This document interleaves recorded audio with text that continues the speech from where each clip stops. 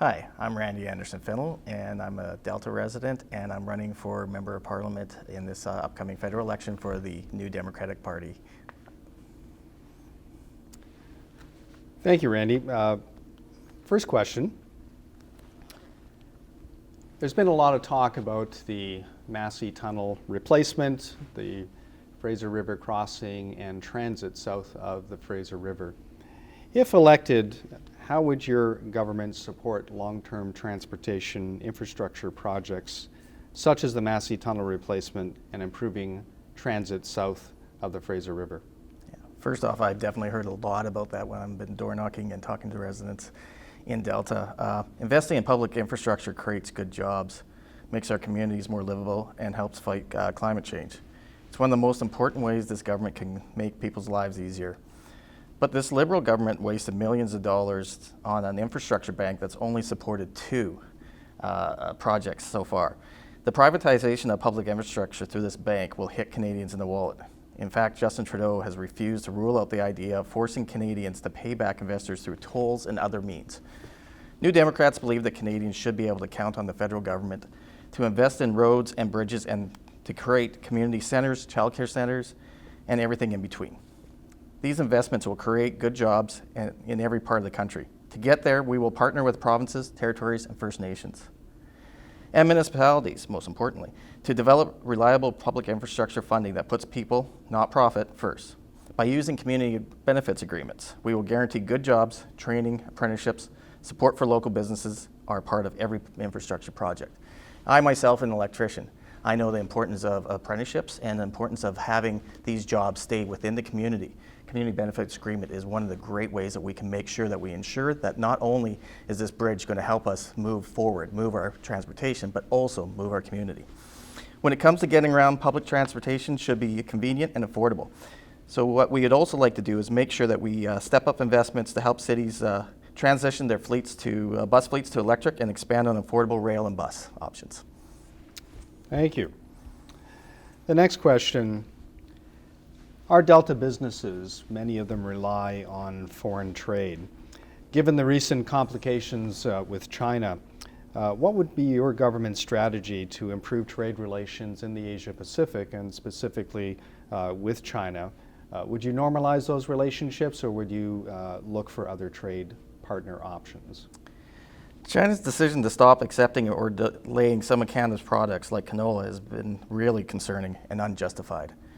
It's becoming clear that some of these actions are a tit for tat, and we can't just stand by and let that threaten Canadian jobs. Canadian workers should not be paying the price for the fact that the Liberals are not able to fix their dispute with China. Deteriorating relations with China generally are very concerning. China is a very important country for Canada. We share strong demographic, cultural, economic, and other ties, and a diplomatic crisis between our countries must be resolved. The case of the Huawei CFO Meng Wanzhou, of course, must be dealt with in a way that's consistent with Canadian extradition law and should not be politicized. Any disputes we might have with China, trade or otherwise, should not use pawns such as Meng Wanzhou and the two Canadians who are detained in China. All who are detained must be afforded full due process rights, and the Canadians arbitrarily detained must be released immediately. On the deteriorating relations with China, the solution will ultimately have to be a diplomatic one. We must stand up not only for the rights of those detained, but for the Canadian jobs and for open diplomatic channels. New Democrats support fair trade deals and support the expansion of trade agreements with respect to labor and human rights laws.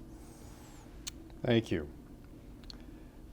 Our Delta companies are having trouble attracting employees due to the high cost of housing in Delta.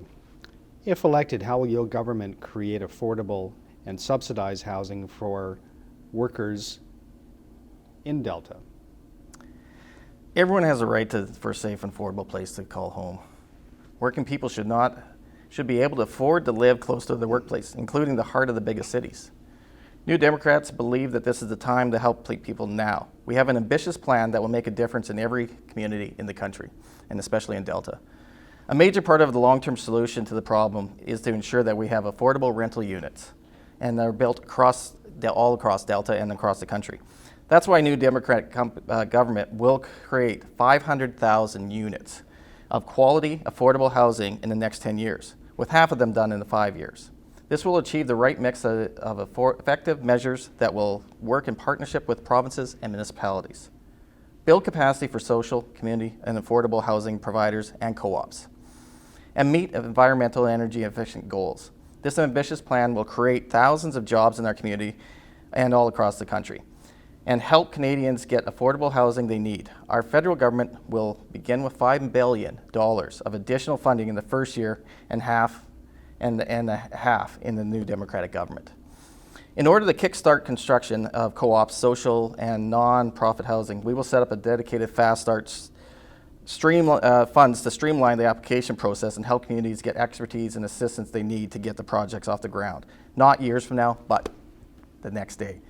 A new Democratic government will also spur the construction of affordable houses by waiving the federal portion of the GST and HST on construction and of new affordable rental units. A simple change that will help get new units built faster and keep them more affordable for long term. And again, as an electrician, I can tell you, working right in our own backyard, building these homes, this is a great thing for not only training our new future in the trades and keeping the jobs right here close to home. Thank you. The next question is regarding taxation for our businesses in Delta, who are under continued stress for many layers of taxes at all levels of government. Would your government implement a nonpartisan Royal Commission on Tax Reform to examine all aspects of the Canadian tax policy and develop some strategies that will provide desired outcomes for our businesses in Delta? Canadians know that good services we can all count on need to be funded substantially. But for far too long, Liberal and Conservative governments have told Canadians to expect less. Cutting back on services, handing out special deals for big corporations and big polluters, and giving tax breaks to their wealthiest friends. Instead of lowering the costs for Canadian families, they have delivered outrageous giveaways to the richest few while letting costs grow for everyone else. The consequences of these choices are real.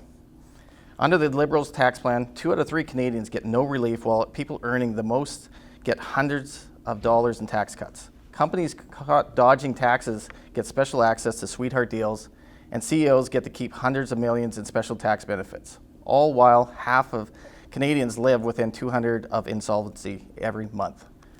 A new Democratic government will make fundamentally different choices. Our fiscal policies will put everyday Canadians and their families first. We will protect family budgets and force big corporations and big polluters to start paying what they owe. And we will raise revenues through new, fair, progressive taxation sources to make investments in Canada need to thrive. To boost integrity to our tax system and combat tax evasion, we will take measures to close loopholes that include eliminating bearer shares and compelling companies to prove the economic reason for their offshore transactions and improving transparency on taxes paid by large corporations. New Democrats will make sure that all investments needed to help Canadian families who are struggling and improve the services we all count on. In all cases, we will manage debt and deficits responsibly, borrow when required to defend the defenses and the services that Canadians and their families rely on, and moving to balance when prudent.